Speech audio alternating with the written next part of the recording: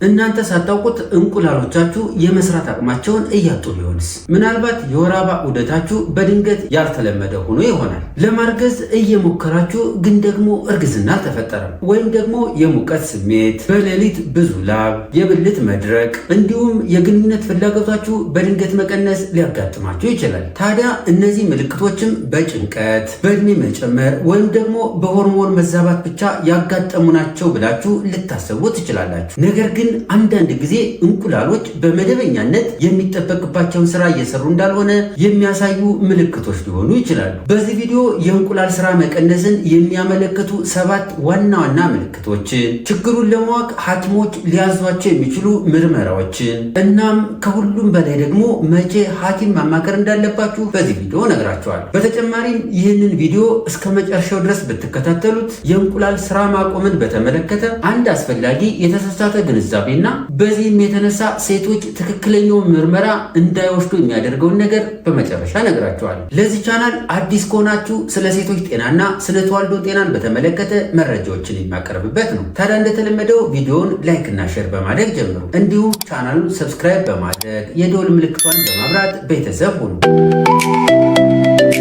ሰላም ውድ ቤተሰቦች፣ ዶክተር መሰለ ነኝ፣ የጽንስና ማህፀን ስፔሻሊስት ሐኪም። እንቁላል በትክክል ስራ እየሰራ እንዳልሆነ የሚታዩ ብዙ ምልክቶች ቢሆኑም ለዛሬ 7ቱን ዋና ዋና ምልክቶች እናያለን። ከመጀመሪያው እንነሳ። ምልክት 1፣ የወር አበባ ዑደታችሁ መደበኛ ለመሆን። በጣም አስፈላጊ ከሆኑ የማስጠንቀቂያ ምልክቶች አንዱ የወር አበባ ዑደታችሁ ላይ ለውጥ መከሰቱ ነው። የወር አበባችሁ በዝቅተኛ ድግግሞሽ ሊመጣ ይችላል፣ በተደጋጋሚም ሊመጣ ይችላል። ከተለመደው በጣም ቀላልም ሊሆን ይችላል።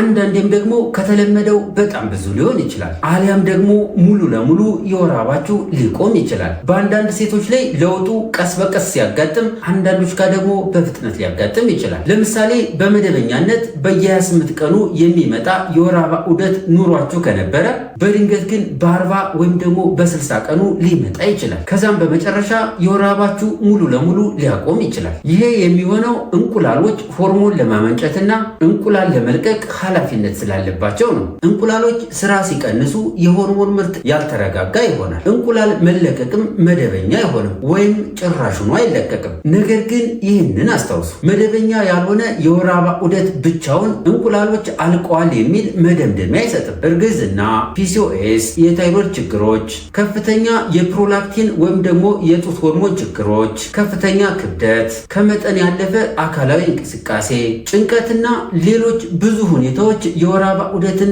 ሊያሳቡ ይችላሉ። ስለዚህ የወር አበባ ዑደታችሁ ላይ ለውጥ ሲያጋጥም እንቁላሎች አልቀው ነው ብላችሁ ከመደምደማችሁ በፊት ምርመራዎችን አድርጉ።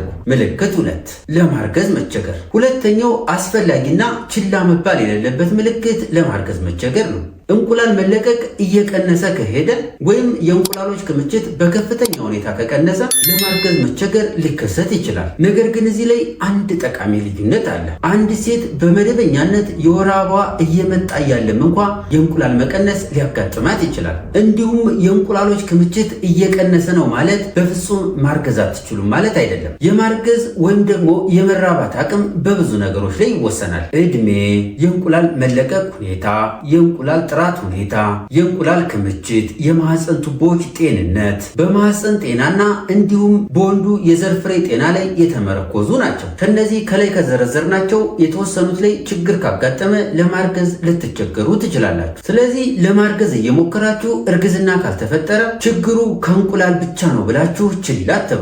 ሌሎችም መስተካከል የሚችሉ ችግሮች ሊኖሩ ስለሚችሉ በሚያስፈልግበት ጊዜ ሁለቱም ጥንዶች ምርመራ ቢያደርጉ ይመረጣል።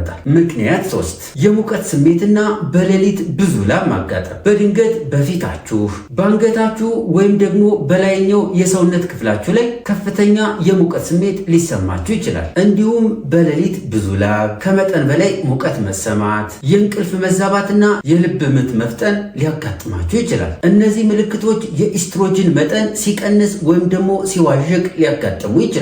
ነገር ግን የሙቀት ስሜት ብቻውን የእንቁላሎች ስራ ማቆም ነው የሚል ድምዳሜ ሊሰጠን አይችልም። ሌሎች ብዙ ምክንያቶች ስለሚኖሩ አስፈላጊው ምርመራ ማድረግ እጅግ በጣም ይመከራል። ምልክት 4 የብልት ድርቀት ወይም ፈሳሽ ማነስ እንዲሁም በግንኙነት ጊዜ የህመም ስሜት መሰማት። የኢስትሮጅን መጠን መቀነስ የብልት ህብረ ህዋሳትንና የተፈጥሮ እርጥበትን ሊቀንስ ይችላል። በዚህም ምክንያት አንዳንድ ሴቶች የብልት ድርቀት፣ ማቃጠል ወይም መቆጣት፣ በጾታዊ ግንኙነት ጊዜ ምቾት ማጣት እንዲሁም ህመም ሊያጋጥማቸው ይችላል። አንዳንድ ሴቶች ስለ እነዚህ ምልክቶች ለመናገር ሊያፍሩ ይችላሉ።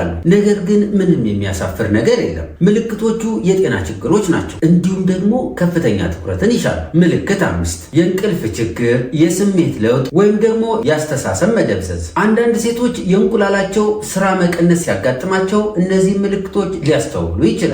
የእንቅልፍ ችግር፣ የስሜት ለውጦች፣ ትኩረት ማጣት፣ ነገሮችን ለማስታወስ መቸገር እንዲሁም ስሜታዊ ደህንነት ላይሰማቸው ይችላል። ከበፊቱ የበለጠ ቁጡ ወይም ደግሞ ተናዳጅ ሊሆኑም ይችላሉ። ትኩረታቸውም ከበፊቱ እንደቀነሰ ሊሰማቸው ይችላል። ነገር ግን እነዚህ ምልክቶች በእንቁላል ስራ መቀነስ ብቻ ላያጋጥሙ ይችላሉ። ከፍተኛ ጭንቀት፣ የአእምሮ የጤና ችግሮች፣ የታይሮይድ ችግሮች፣ የደም ማነስ፣ በቂ እንቅልፍ አለመኖር፣ የምትወስዷቸው መድኃኒቶችና ሌሎች የጤና ችግሮች ተመሳሳይ ምልክቶችን ሊያሳዩ ይችላሉ።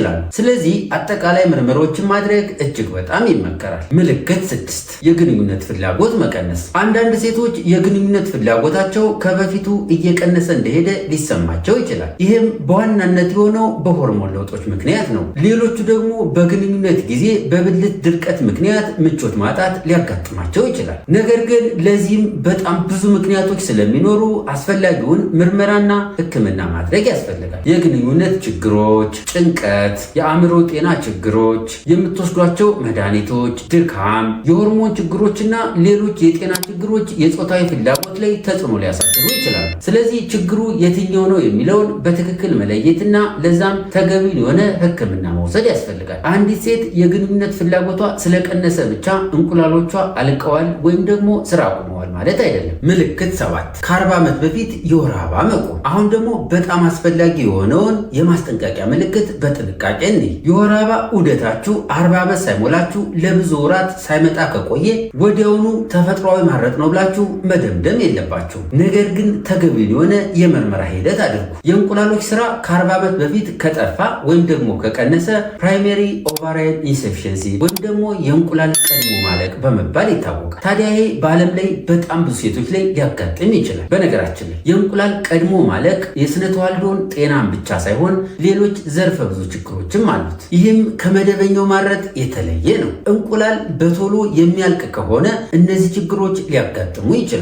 ማርገዝ አለመቻል ወይም ደግሞ ለመፀነስ መቸገር፣ የአጥንት ጤና ችግሮች፣ የልብና የደም ስር ጤና ችግሮች፣ የሆርሞን ጤና ችግሮች፣ ከግንኙነት ጋር ተያይዘው የሚያጋጥሙ ችግሮች እንዲሁም ስሜታዊ ደህንነት የማጣት ችግሮች። ቀደም ብሎ መመርመር ተገቢውን ሕክምናና የምክር አገልግሎት ለማግኘት ምቹ ሁኔታ ይፈጥራል። ለመሆኑ የእንቁላል ስራ መቀነስ እንዴት ይታወቃል? ከምልክቶቹ በዘለለ በዋናነት እንቁላል በትክክል ስራ እንዳቆመ የሚነግሩን የተወሰኑ ምርመራዎች አሉ።